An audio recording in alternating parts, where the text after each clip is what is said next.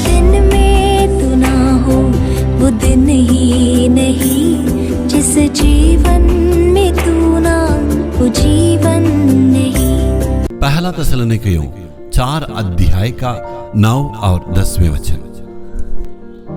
किंतु भाईचारे के प्रति के विषय में यह अवश्य नहीं कि मैं तुम्हारे पास कुछ लिखूं, क्योंकि आपस में प्रेम रखना तुमने आप ही परमेश्वर से सीखा है, और सारे मकदोनिया के सब भाइयों के साथ ऐसा करता भी हो।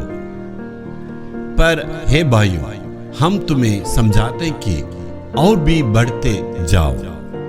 थिस्सलुनीके कलीसिया के बारे में आपको जानना होगा। मेरे भाई बहनों, वहां के कलीसिया के लोग वचन में आगे बढ़े हुए हैं। वचन के प्रति वे बहुत दूर जाने वाले हैं और हमेशा भाईचारे के प्रेम आगे बढ़ने वाले, इसलिए पहले से ही वो प्रेम को आगे बढ़ाने के लिए तैयार थे। इसलिए वो कहता है, यहाँ एक शब्द यहाँ प्रयोग करते हैं, फिलदेल्फिया नामक एक शब्द को पौलुस यहाँ प्रयोग करते हैं। प्रेम को बार बार कहते हैं, बार बार भाईचारा का प्रति प्रेम कहते हैं। इसी के लिए यूनानी भाषा में फिलदेल्फिया नामक जो है शब्द को प्रयोग किया गया है। इसका मतलब प्रेम में निष्कलंक और निष्कपट प्रेम हमें रखना है। हमें एक दूसरे के प्रेम में बढ़ना है। आपस में भाइयों के बीच में जो प्रेम है उसमें हमें मजबूत होने की आवश्यकता है।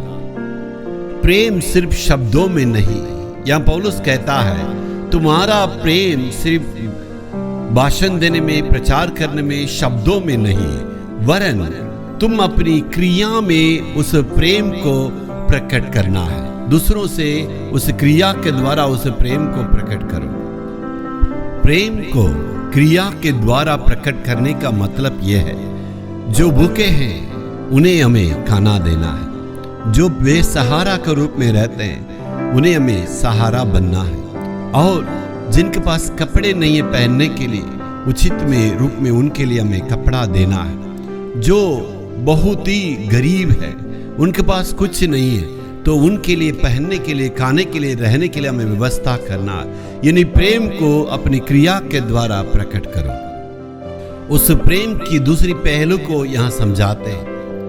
यदि हम आपस में ही अपने प्रेम करने वालों को ही प्रेम करने से क्या लाभ है। इसलिए जो नालायक है, जो इसका लायक नहीं है, हमारा विरोध में कार्य करते, हमारा दुश्मन, उनसे हमें प्रेम दिखाने के लिए आवश्यकता है।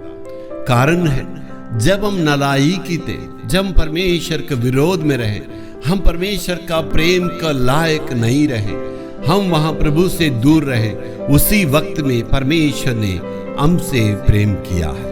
हमसे प्रेम करके अपने प्रतिक्रिया के द्वारा हमें उद्धार किया है। तो इसलिए मसीह जैसे हमसे प्रेम किया, वैसे ही दूसरों से भी आपस में प्रेम को दिखाने की आवश्यकता मेरे प्यारों। Hallelujah, hallelujah.